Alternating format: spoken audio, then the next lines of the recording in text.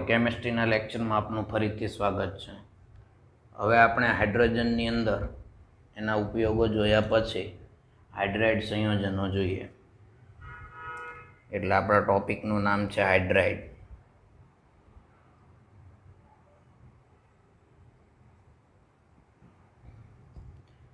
Hydride સંયોજનોને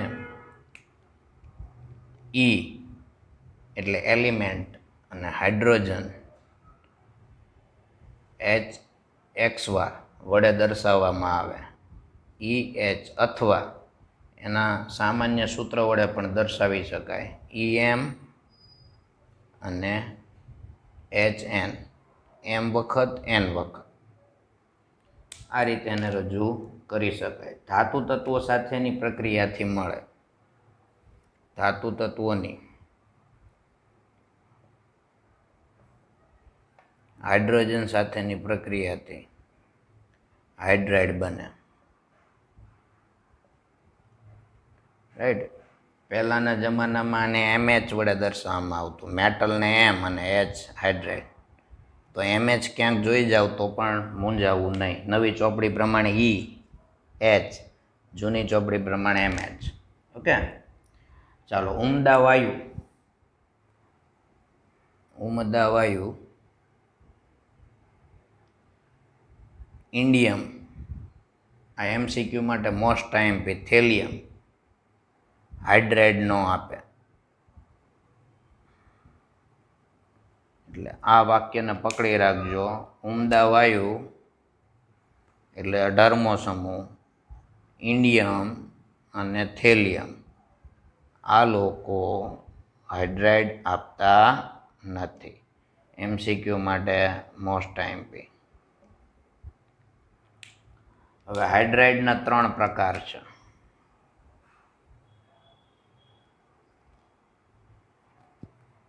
પહેલા પ્રકારને કહેવાય ક્ષારીય અથવા આયનીય હાઇડ્રાઇડ. ક્ષારીય અથવા આયનીય. એને લવણીય પણ કહેવાય. લવણીય. ક્ષારીય અથવા આયનીય અથવા લવણીય. આ હાઇડ્રાઇડ છે એ પહેલો અને બીજો S વિભાગ આપે. S વિભાગના તત્વો પહેલો અને બીજો સમૂહ. એટલે કયો વિભાગ થયો? S વિભાગ. ત્યાર પછીનો જે હાઇડ્રાઇડ છે એ ધાત્વીય અથવા આંતરાલીય હાઇડ્રાઇડ. ધાત્વીય અથવા આંતરાલીય.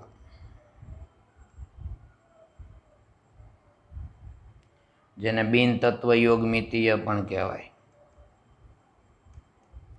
અને એ D અને F વિભાગના તત્વો આપે. D અને F. અને છેલ્લો છે એ આણ્વીય અથવા સહસંયોજક. આણ્વીય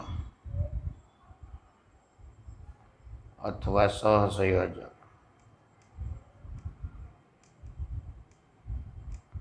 અને એ આપે P વિભાગના તત્વો. એટલે S, P, D અને F બધા વિભાગના તત્વો હાઇડ્રાઇડ આપે છે. એના પ્રકાર થયા.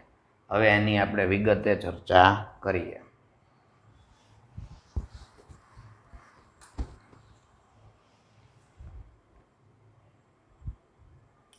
પહેલું છે ક્ષારીય અથવા આયનીય હાઇડ્રાઇડ.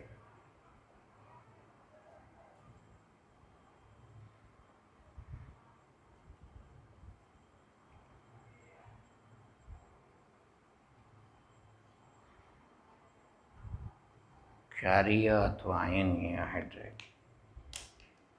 ચાલો. S વિભાગના ધાતુ તત્વો પહેલો અને બીજો સમૂહ. S વિભાગ સમૂહ નંબર 1 અને 2 આપે. એના એક્ઝામ્પલ લેવા હોય તો લિથિયમનો હાઇડ્રાઇડ LiH, સોડિયમનો હાઇડ્રેટ NaH, બેરિલિયમનો હાઇડ્રાઇડ BH2.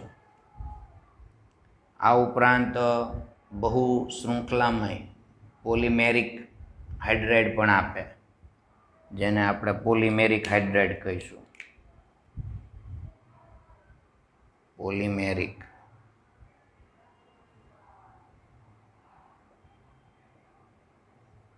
જેને ગુજરાતીમાં કહેવાય બહુ શૃંખલામય.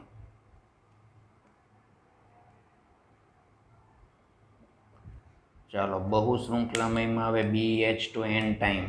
એના એક્ઝામ્પલમાં BH2 આનું જાળું બને, આખું શૃંખલા બને, સિરીઝ. બીજું છે MgH2 ટાઈમ. આ લોકો સ્વભાવે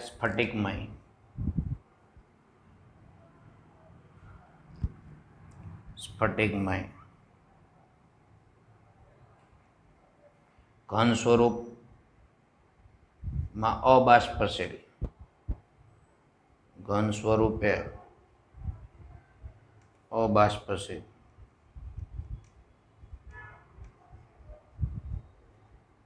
નોન વોલેટાઇલ કહેવાય. વિદ્યુતના અવાહક,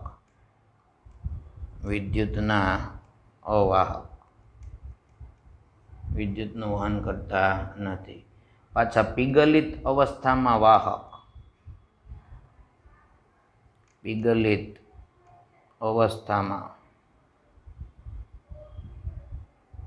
વાહક.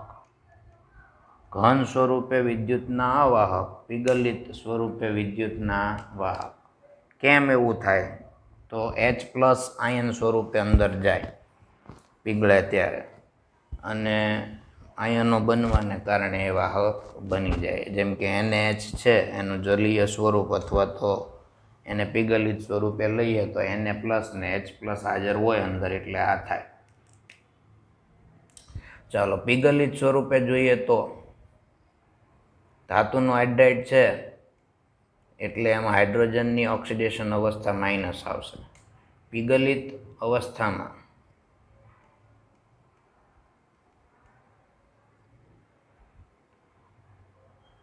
આયનીકરણ થાય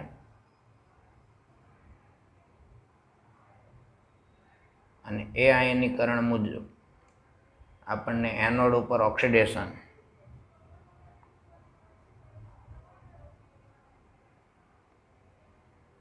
અને કેથોડ ઉપર રિડક્શન થાય, હાઇડ્રોજન મુક્ત થાય. ઓક્સિડેશન થાય એનોડ ઉપર અને હાઇડ્રોજન મુક્ત થાય, કેથોડ ઉપર નહીં.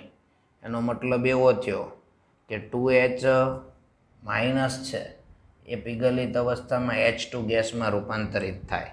આ રીતે 2H- પીગલિત સ્વરૂપે હોય, R લખો એટલે પીગલિત, અને એનોડ ઉપર એની પ્રક્રિયા થાય ઓક્સિડેશન, અને પરિણામે આ 2 ઇલેક્ટ્રોન ગુમાવે અને બની જાય H2 ગેસ વત્તા 2 ઇલેક્ટ્રોન. પીગલિત અવસ્થામાં આયનીકરણ થાય, એનોડ ઉપર ઓક્સિડેશન થાય અને વિદ્યુત વિભાજનથી આપણને હાઇડ્રોજન વાયુ મળે. પાણી સાથે તીવ્ર રીતે પ્રક્રિયા કરી અને હાઇડ્રોજન આપે. પાણી સાથે તીવ્ર રીતે પ્રક્રિયા કરે અને H2 આપે.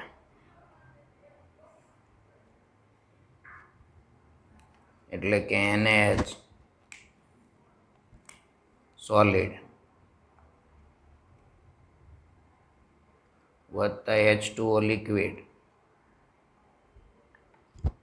બનાવે NaOH એક્વિયસ વત્તા H2 ગેસ. લિથિયમનો હાઇડ્રાઇડ સામાન્ય તાપમાને ઓક્સિજન અને ક્લોરિન સાથે પ્રક્રિયા નથી કરતો. MCQ માટે મોસ્ટ MP, ખાસ યાદ રાખજો. LiH સામાન્ય તાપમાને O2 અને Cl2 સાથે પ્રક્રિયા ના કરે.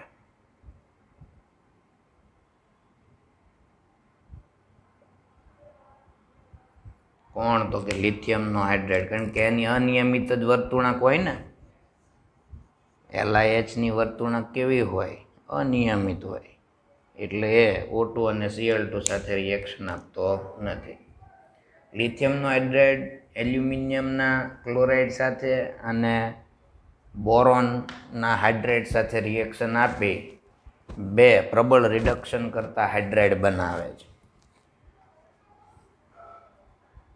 જેમ કે 8 LiH વત્તા Al2Cl6 અને બનાવે લિથિયમ એલ્યુમિનિયમ હાઇડ્રાઇડ.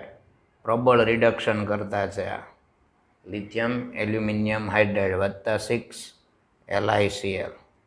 આ ઉપરાંત લિથિયમનો હાઇડ્રાઇડ ડાયબોરેન અથવા તો બોરોન હાઇડ્રાઇડ સાથે લિથિયમ બોરોહાઇડ્રાઇડ બનાવે, LiBH4. આ પણ પ્રબળ રિડક્શન કરતા. તો આને કહેવાય લિથિયમ એલ્યુમિનિયમ હાઇડ્રાઇડ, આને કહેવાય લિથિયમ બોરોહાઇડ્રાઇડ. આ બંને પ્રબળ રિડક્શન કરતા અને અગત્યના સંયોજનો, અને આ પ્રક્રિયા પણ અગત્યની છે. એટલે MCQ માટે આને પણ તમારે યાદ રાખવાની. ચાલો, ત્યાર પછી બીજો પ્રકાર છે ધાત્વિક અથવા આંતરાલીય હાઇડ્રાઇડ.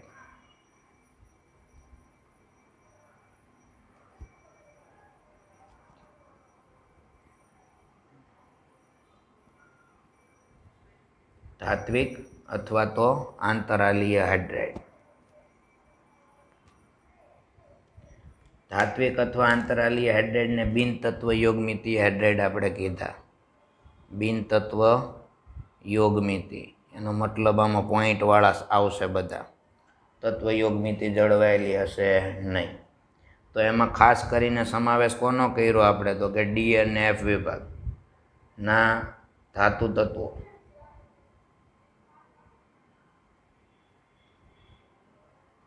ખાસ કરીને હાફ ટીલા વિના બી, એવું યાદ રાખવાનું. હાફ ટીલા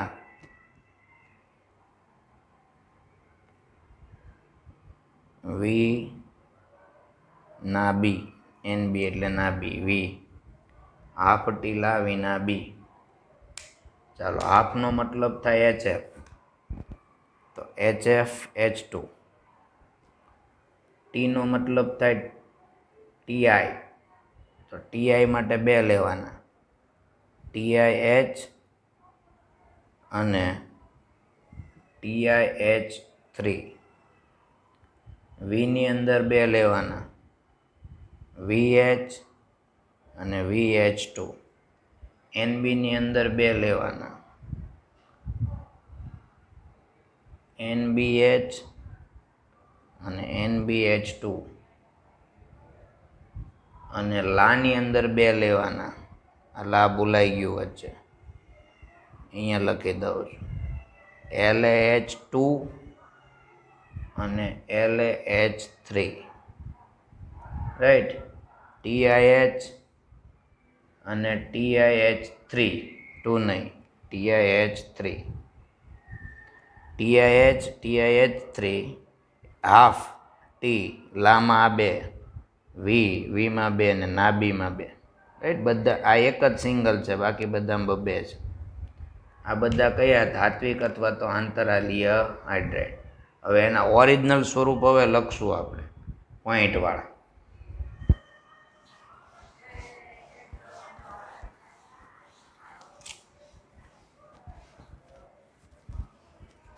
ચાલો, એમાં MCQ માટે મહત્વનો પોઈન્ટ 7 નંબર, 8 નંબર અને 9 નંબરના સમૂહ ની ધાતુ હાઇડ્રાઇડ બનાવી શકતી નથી. ની ધાતુ હાઇડ્રાઇડ ન બનાવે, હાઇડ્રાઇડ બનાવતી નથી. કયો કયો? 7મો, 8મો અને 9મો સમૂહ. જ્યારે છઠ્ઠા સમૂહની માત્ર ક્રોમિયમ ધાતુ જ હાઇડ્રાઇડ બનાવે. છઠ્ઠા સમૂહમાં માત્ર ક્રોમિયમ CrH બનાવે.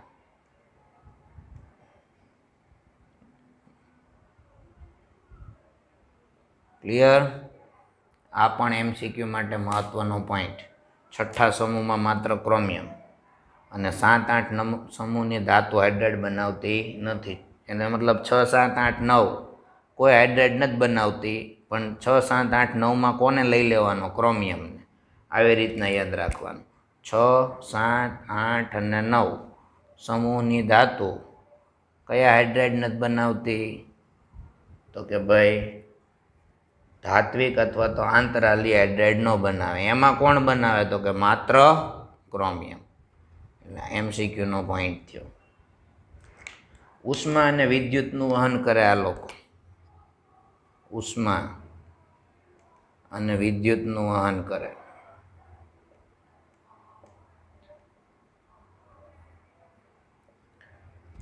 આ ઉપરાંત એના ઉદાહરણ જોવા જઈએ તો ઓરિજિનલ એક્ઝામ્પલ એના તો LA લેન્થેનમનો હાઇડ્રેટ 2.87, YB નો હાઇડ્રેટ 2.55, ટિટાનિયમનો હાઇડ્રેટ 1.5 થી 1.8, ઝિર્કોનિયમનો હાઇડ્રેટ ZRH 1.3 થી 1.75, વેનેડિયમનો હાઇડ્રેટ VH 0.56, નિકલનો હાઇડ્રેટ NiH 0.6 થી 0.7, પીડીનો હાઇડ્રેટ PDH 0.6 થી 0.8. તો આ એના ઓરિજિનલ બિન તત્વ યોગમિતીય સ્વરૂપો કહેવાય. ધાતુના આંતરાલીય સ્થાનો હોય તેમાં હાઇડ્રોજન શોષાઈ જાય અને તે વખતે તેમાં બંધના જે પ્રકાર છે એમાં ફેરબદલી ન થાય. તેથી તેને આંતરાલીય હાઇડ્રેટ કહેવાય. આંતરાલીય શબ્દ એટલે આવ્યો કે લિથિયમ ધાતુ જે છે, લેન્થેનમ, એમાં હાઇડ્રોજન લેન્થેનમના અણુ વચ્ચેના આંતરીય સ્થાનોમાં ઘૂસી ગયો. તત્વયોગમિતિ ન જાણવાની. ઇટ્રીબિયમમાં એવું થયું, ટિટાનિયમમાં એવું થયું, ઝિર્કોનિયમમાં એવું. બધા ધાતુ છે. આ ધાતુની વચ્ચે જે આંતરાલીય સ્થાનો છે એની અંદર હાઇડ્રોજન ઘૂસી જાય છે અને પરિણામે એના બંધમાં કોઈ ફેરફાર ન થાય, પણ તત્વયોગમિતિમાં ફેરફાર થાય. તો આ બધા હાઇડ્રેટો છે એની સામે આ લોકોની જે ધાતુ છે, ધાત્વિક હાઇડ્રેટ, ખાસ કરીને D અને F વિભાગ, એ લોકો ઉદ્દીપકીય પ્રક્રિયા માટે હાઇડ્રોજિનેશન પ્રક્રિયામાં ઉપયોગી છે. એવા કોણ કોણ છે હાઇડ્રોજિનેશન પ્રક્રિયામાં ઉપયોગી હોય એવા? તો એસિડની પેશી યાદ રાખવાની.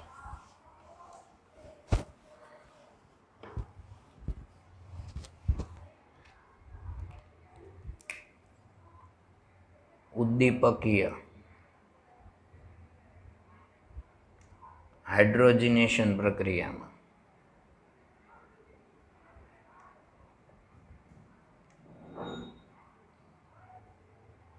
ઉપયોગી છે આ લોકો. એમાં કોણ કોણ? તો કે એસિડની પેશી, એસિડની પેશી એનો મતલબ એસી તો આવી જ ગયું, એનઆઈ આવી ગયું, પે એટલે પેલેડિયમ અને સી એટલે સીરિયમ. એસિડની પેશી આ લોકો જે છે એ કઈ પ્રક્રિયામાં ઉદ્દીપક તરીકે ભાગ ભજવે? તો કે હાઇડ્રોજિનેશન. આ ઉપરાંત પીડી અને પીટીમાં અધિશોષણનો ગુણ છે, એટલે સંગ્રહ માધ્યમ તરીકે વપરાય. સંગ્રહ માધ્યમ. સંગ્રહ માધ્યમ તરીકે કોણ? તો કે પીડી અને પીટી. શું કામ? તો કે અધિશોષણનો ગુણ છે એમાં. સપાટી ઉપર હાઇડ્રોજન વાયુને રાખી મૂકે અધિશોષણ ગુણને કારણે. પીટી પણ રાખે અને પીડી પણ રાખે. આમ એના હાઇડ્રેટ સંયોજનો બન્યા કહેવાય. ઓકે, ચાલો. ત્યારબાદ ત્રીજો પ્રકાર આણ્વીય અથવા તો સહસંયોજક હાઇડ્રેટ.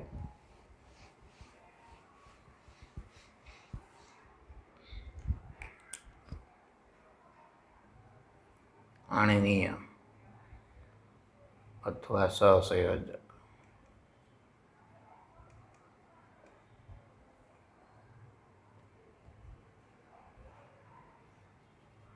ચાલો, આણ્વીય અને સહસંયોજક હાઇડ્રાઇડ જે છે એ પી વિભાગની ધાતુ અને અધાતુ આપે. પી વિભાગની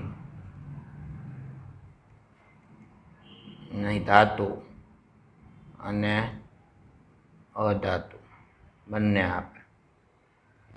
એના એક્ઝામ્પલ લેવા જઈએ તો CH4, NH3, PH3, SbH3, H2O, H2S, H2Se, H2Te, HF. આ બધા જ એના ઉદાહરણોની અંદર આવશે કે જે પી વિભાગમાં સમાયેલા છે અને આમાં ધાતુ પણ છે અને અધાતુ પણ છે. ચાલો, હવે આણ્વીય અથવા તો સહસંયોજક હાઇડ્રાઇડ છે એના 3 પ્રકાર છે. ઇલેક્ટ્રોન ઉણપવાળા 3 પ્રકાર. ઇલેક્ટ્રોન ઉણપ ઘટતા હોય, પેલા જેવું આપણે અષ્ટકના નિયમમાં આવ્યું હતું ને એ. બીજાને કહેવાય પૂરતા ઇલેક્ટ્રોન વાળા, જેને પરિશુદ્ધ કહેવાય. પરિશુદ્ધ.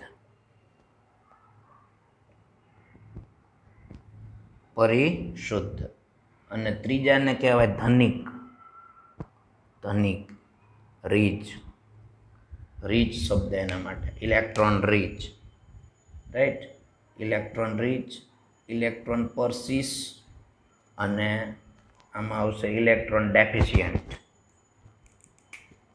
આને ઉણપ કીધું એટલે અપૂરતા ઇલેક્ટ્રોન હોય. આમાં શબ્દ આપણો વાપરું હું અપૂરતા હોય, આમાં પૂરતા હોય અને આમાં વધુ હોય. રાઈટ, પણ નવી ટેક્સ્ટ બુકમાં આવા શબ્દો છે: ઇલેક્ટ્રોન ઉણપ, પરિશુદ્ધ અને ધનિક. ધનવાળા એમ નહીં, ધનિકનો મતલબ વધુ ઇલેક્ટ્રોન, રીચ પણ કોના દ્વારા reach? Not money but electron. Okay, ચાલો, તો એવા હાઇડ્રાઇડના ઉદાહરણ આમાં સમૂહ 13 આવે. સમૂહ 13 માંથી જ ઉદાહરણમાં બનાવવાનું. આમાં સમૂહ 14 માંથી જ ઉદાહરણ બનાવવાનું. અને આની અંદર સમૂહ 15, 16 અને 17 માંથી ઉદાહરણ બનાવવાનું. સમૂહ 15, 16 અને 17. ચાલો, આના ઉદાહરણમાં B2H6. આમાં ધનિકમાં તમારે H2O લઈ લેવાનો, ધનિકવાળા HF લઈ લેવાનો, અને પૂરતા હોય એવો મિથેનિયો CH4. ક્લિયર? અહીંયા હાઇડ્રાઇડનું કામ પૂરું. હવે હાઇડ્રોજનનું ઓક્સિજન સાથેનું પહેલું સંયોજન, જેને કહીશું આપણે પાણી, વોટર. તો પાણીની ચર્ચા કરીએ.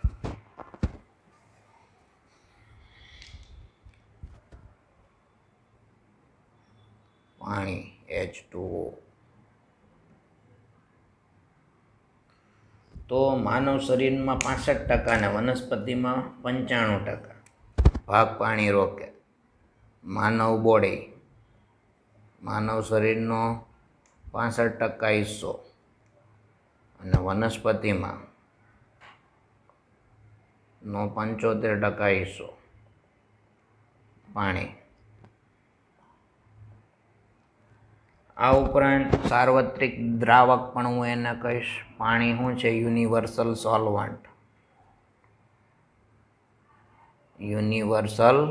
સોલ્વેન્ટ છે. એનો મતલબ સાર્વત્રિક દ્રાવક. હવે કુદરતની અંદર એના સ્ત્રોત કેટલા ટકા છે, તો એનો એક ચાર્ટ છે, એને તમારે આ રીતે યાદ રાખવાનો. સબ જમીન પર સટા જવાન.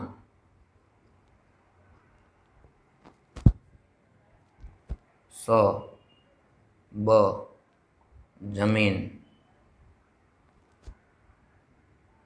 જમીન પર સટા જવાન.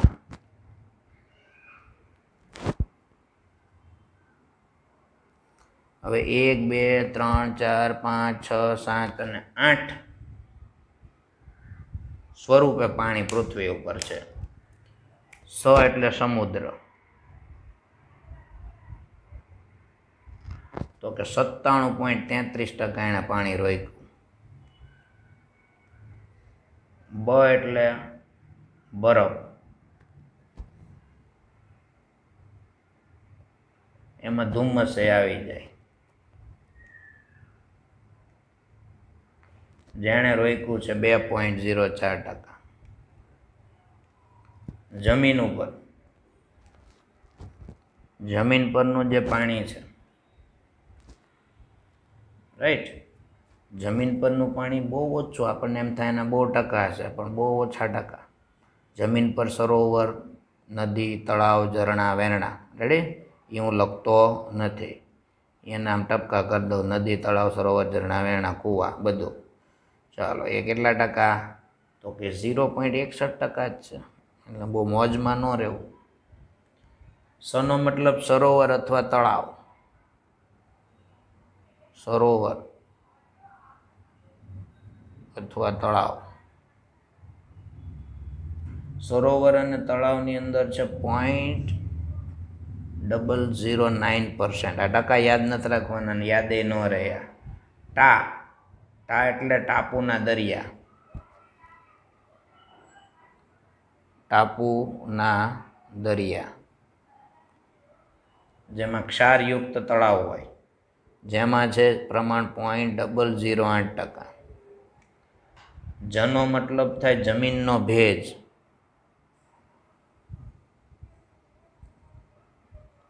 જમીન ભેજ.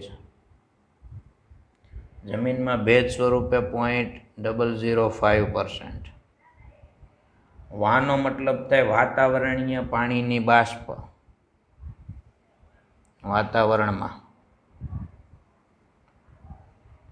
વાતાવરણની અંદર 0.001%. અને નનો મતલબ થાય નદી. આપણને એમ થાય નદીમાં બહુ પાણી હશે, તો નદીમાં 0.0001. તો આપણી પાસે પીવાનો સ્ત્રોત તો જુઓ તમે, 0.0001%. તો સબ જમીન પર સટા જવાન આપણી પાસે પાણીના સ્ત્રોતો છે, રાઈટ. અને આ રીતે તમારે યાદ રાખી દેવાના. સબ જમીન પર સટા જવાન. ચાલો, ત્યારબાદ ભૌતિક ગુણધર્મો જોઈએ.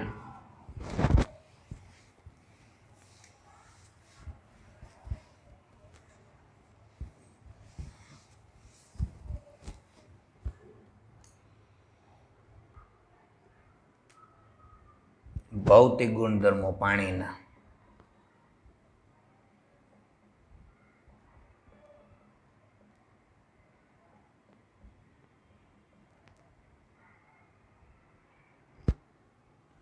તો ભૌતિક ગુણધર્મની અંદર પાણીને તો કે કોઈ રંગ નથી. રંગ ચોકડી, સ્વાદ ચોકડી, રંગવિહીન, સ્વાદવિહીન. કોઈ ગંધ તો કે ના, ગંધવિહીન. જો આવું આમાંથી એકે તમે જોઈ જાવ તો એ પાણી ન હોય. રંગવિહીન, સ્વાદવિહીન, ગંધવિહીન. આજ બ્લુ હે પાણી, પાણી, પણ એ ખોટી વાત. પાણી બ્લુ નથી. પાણીને કોઈ રંગ નથી, યાદ રાખજો. ચાલો, ગલન બિંદુ જોઈએ તો 273 કેલ્વિન ને ઉત્કલન 373. ગલન બિંદુ આ બધું ભિખારી વસ્તુ છે, એમને આવડી જાય. 273 કેલ્વિન અને ઉત્કલન બિંદુ 373. ડેન્સિટી જાણો છો આપણે, ઘનતા. તો કે એની ઘનતા 298. નિયર બાય 1, લગભગ 1 ગ્રામ પ્રતિ સેમી ક્યુબ.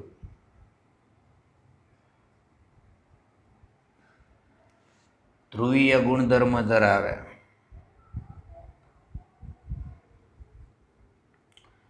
કોણીય આકાર sp3 સંકરણ,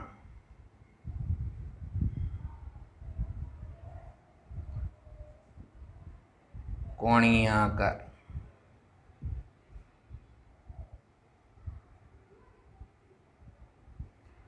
HOH બંધ કોણ,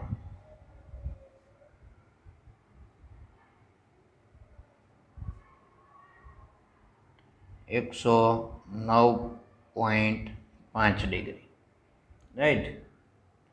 અનિયમિત કદ પ્રસરણ ધરાવે, અમે સમજાવી દીધો છે.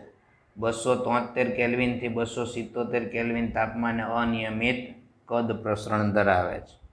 એટલે પાછું રિપીટ કરતો નથી. એટલે બરફ ઉપર જામે, તળિયે ન જામે. જીવસૃષ્ટિ માટે અનુકૂળ છે. અનિયમિત કદ પ્રસરણ. 4 ડિગ્રી સેલ્સિયસ તાપમાને એનું પાસે મહત્તમ ઘનતા હોય, એટલે 0 ડિગ્રીએ બરફ બને, અને 4 પાણીની ઘનતા મહત્તમ હોય, એટલે બરફ કરતાં પાણીની ઘનતા છે એ વધી જાય, બરફની ઓછી થાય. આથી બરફ છે એ પાણી ઉપર તરે, બરફ નીચે પાણી. આથી સમુદ્રની અંદર જ્યારે બરફ જામે છે ત્યારે એ ક્યાં જામે, તો કે સરફેસ ઉપર જામે. આથી પાણીની અંદર રહેલી જીવસૃષ્ટિને કાંઈ થતું નથી. જો નીચે જામ્યો હોત બરફ તો ગયા કામમાંથી. આ ઉપરાંત હાઇડ્રોજન બંધ પાણી બનાવે છે, અને એના લીધે કેટલાક ગુણધર્મોમાં ફેરફારો જોવા મળે છે હાઇડ્રોજન બંધને કારણે.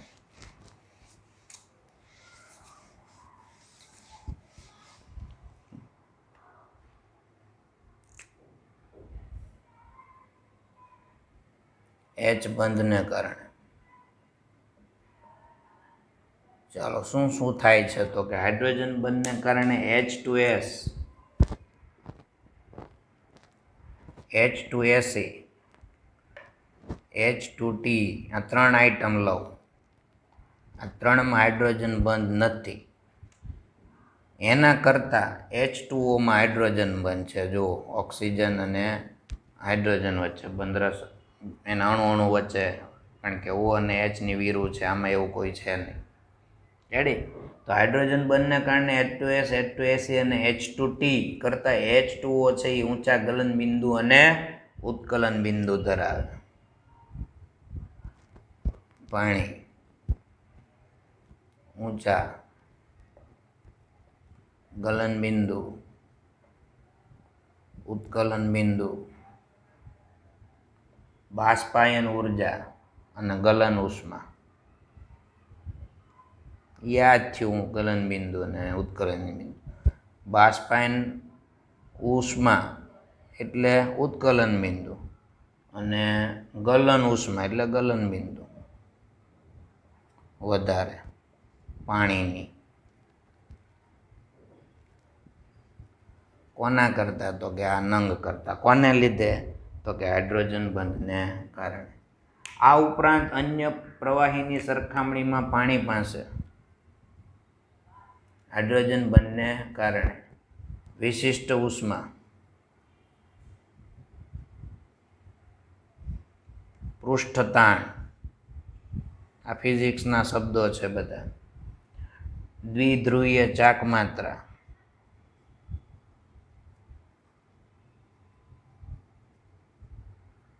અને ડાઇલેક્ટ્રિક અચળાંક, પેરાવિદ્યુતીય અચળાંક, ડાઇલેક્ટ્રિક અચળાંક ની વેલ્યુ ઊંચી છે. કોને લીધે? હાઇડ્રોજન બંધને કારણે. આ ઉપરાંત આપણે જાણીએ છીએ H2O ઉભય ગુણધર્મી ઓક્સાઇડ કહેવાય. H2O ઉભય ગુણધર્મી oxide.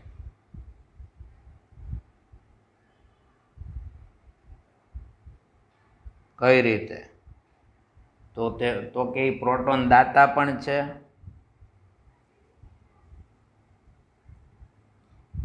અને પ્રોટોન ગ્રાહી એટલે કે પ્રોટોન યાચક પણ છે. પ્રોટોન યાચક. આમ તે ઉભય ગુણી ઓક્સાઇડ પણ છે. તો તો આ બાબતે કામની વસ્તુ છે. આ ઓ સ સે ટી પોચ છે, જો હાઇડ્રોજન આખો સમૂહ છે. એમાં ઓક્સિજન જે છે એ હાઇડ્રોજન સાથે NOF આવી ગયું, રાઈટ. NOF છે એ હાઇડ્રોજન બંધ બનાવે. તો ઓક્સિજન છે એટલે હાઇડ્રોજન બંધ બનશે. પરિણામે પાણી છે એમાં આવા બધા ગુણધર્મો જોવા મળે છે હાઇડ્રોજન બંધને કારણે. હવે આપણે જોઈએ પાણીની સ્ટ્રક્ચર રચના.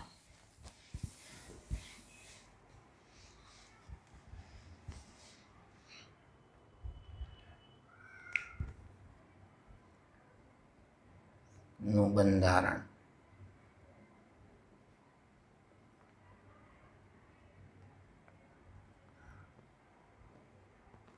તો પાણીના બંધારણની અંદર જોવા જઈએ તો એની પાસે બે અબંધકારક ઇલેક્ટ્રોન યુગ્મ છે. કોણીય બંધ છે આ રીતે. અહીંયા હાઇડ્રોજન હાઇડ્રોજન, બે ટપકા આ રીતે અને આ રીતે દર્શાવી શકાય. આ જે છે એ કોણ 104.5 ડિગ્રી અને આ 95.7 PM. અહીંયાથી આ વસ્તુ જે છે આ ખૂણો આ માપવો હોય અને અહીંયા લખી આપું છું 95.7 PM, જેને બંધ લંબાઈ કહેવામાં આવે. એટલે કે અહીંયાથી લઈને અહીંયા સુધીની બંધ લંબાઈ 95.7 PM. હા, ધ્રુવીય રીતે એને દર્શાવવું હોય તમારે તો આ રીતે દર્શાવી શકો. ઓક્સિજન અહીંયા H આના ઉપર આંશિક ધનભાર અને આના ઉપર 2 વાર આંશિક ઋણભાર, રાઈટ. આ બોન્ડ કોણ પણ અહીંયા 104.5 ડિગ્રી. એની અંદર સંકરણ જોવા જઈએ તો sp3.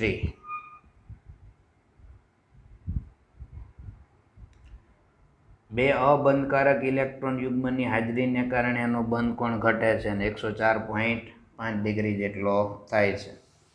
ઓકે. અને તેની OH બોન્ડ લંબાઈ છે 95.7. હવે સંકરણની અંદર આ રીતના એની સ્ટ્રક્ચર રચના આપણે દોરી શકીએ.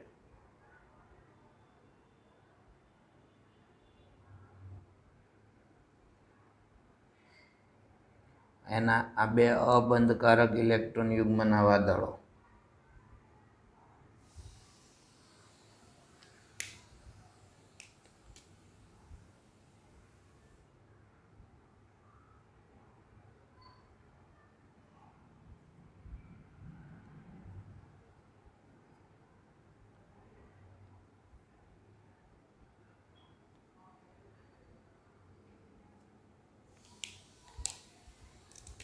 અહીંયા હાઇડ્રોજન, આ પણ હાઇડ્રોજન, આ બે અબંધકારક ઇલેક્ટ્રોન યુગ્મ. ચાલો એની અંદર સંકરણ જે છે એ બને કેવી રીતના, તો 1s2 2s2 2px 2py 2pz 1s2 2s2 2px2 2py1 અને 2pz1. આ રીતના ટોટલ ઇલેક્ટ્રોન ગોઠવી દીધા આપણે. હાઇડ્રોજનના 2 ને ઓક્સિજનના 8 એટલે 10 ઇલેક્ટ્રોન થાય. 2 ને 2 4 5 6 7 અને 8 આ ઓક્સિજનના ગોઠવાઈ ગયા. હવે 2 કોના રહ્યા તો કે હાઇડ્રોજનના, તો એ ક્યાં આવે? અહીંયા આવે. એક હાઇડ્રોજનનો અહીંયા અને એક હાઇડ્રોજનનો અહીંયા, ટોટલ 10 ઇલેક્ટ્રોન થઈ ગયા. એટલે આના પણ 2, પણ 2 કેવી રીતના એ ખબર પડી ને, એક કોનો? હાઇડ્રોજન. તો આ રીતના એની અંદર સંકરણ જોવા મળે. કયું સંકરણ? sp3. એક S કક્ષક અને 3 P કક્ષક. એ એસ અને પી જે છે ને એ બંને અબંધકારક છે. આ બે અબંધકારક, બંધમાં ભાગ નથી લેતી પણ સંકરણમાં ભાગ લે. અબંધકારક બંધમાં ભાગ ન લે, સંકરણમાં લે એટલે sp3. નહીંતર તો તમને એમ થાય સાહેબ અહીંયા પી બે જ પી છે, નથી એસ કે નથી પી, બીજી કોઈ પી નથી, 3 પીમાંથી બે જ પીએ ભાગ લીધો. તમે sp3 કેવી રીતના કહી શકો? તો આ 2s અને 2px2 આ બંને સંકરણમાં ભાગ લે પણ બંધ બનાવવામાં ભાગ ન લે એટલે એ શું રહે? અબંધકારક. એટલે 2 ટપકા આના, 2 ટપકા આના. એમાંની 2 ટપકા કોના? તો કે 2s2 ના. 2 ટપકા કોના? તો કે 2px2 ના. પડી ભાન? તો આ હતું H2O નું સ્ટ્રક્ચર, બંધારણ. ચાલો હવે આવે છે બરફનું બંધારણ.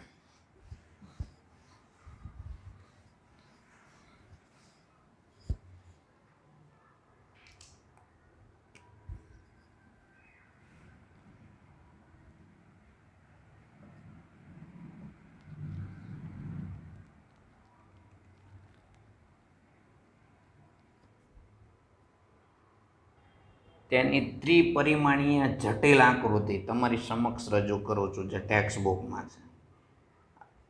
ચાલો, એની ત્રિપરિમાણીય હાઇડ્રોજન બંધ ધરાવતી આકૃતિ છે, જે એક્સરે કિરણો દ્વારા અભ્યાસથી માલુમ પડ્યું છે કે બરફની અંદર શું છે. રાઈટ? ચાલો, તો આ તમારી ટેક્સ્ટ બુકની આકૃતિ છે અને એ જોવાની, ખાલી દોરી શકાય એવી સ્થિતિમાં નથી. ચાલો હવે હાઇડ્રોજન બંધ દ્વારા આ ત્રિપરિમાણીય રચના જોઈએ. હવે એક્સરે દ્વારા જ્યારે બરફનો અભ્યાસ કરવામાં આવ્યો ત્યારે એમાં શું જણાયું? તો એક્સરે કિરણો દ્વારા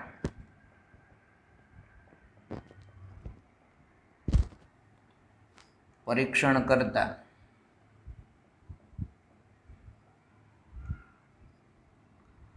એવું માલુમ પડ્યું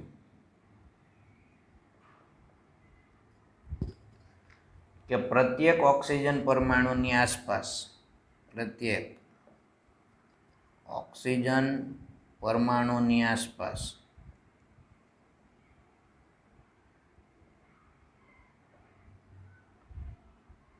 ચાર હાઇડ્રોજન પરમાણુ ચતુષ્ફલકીય રીતે ગોઠવાયા હોય.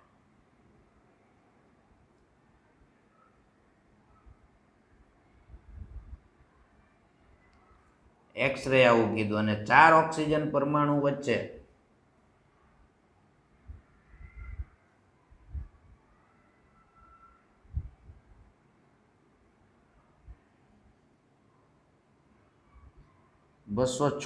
pm નું અંતર હોય. તો આવી માહિતી આપણને કોના અભ્યાસ દ્વારા મળી? એક્સરે કિરણો દ્વારા. કે પ્રત્યેક ઓક્સિજન પરમાણુની આજુબાજુ 4 હાઇડ્રોજન પરમાણુ હોય અને આ 4 હાઇડ્રોજન પરમાણુ ઓક્સિજન સાથે ચતુષ્ફલકીય રીતે ગોઠવાય અને 4 ઓક્સિજન પરમાણુ જે છે તે એકબીજા સાથે કોણ બનાવે અને તે એકબીજા સાથે 276 pm ના અંતરે ગોઠવાયેલા હોય છે. ઓકે, તો અહીંયા અટકીએ. વધુ માહિતી સાથે કાલે મળીએ. હોમવર્કની અંદર આજે જે ચાલ્યું છે બોર્ડ વર્ક આપણા નિયમ મુજબ એકવાર બુકમાં ને એકવાર પેજમાં કરવાનું.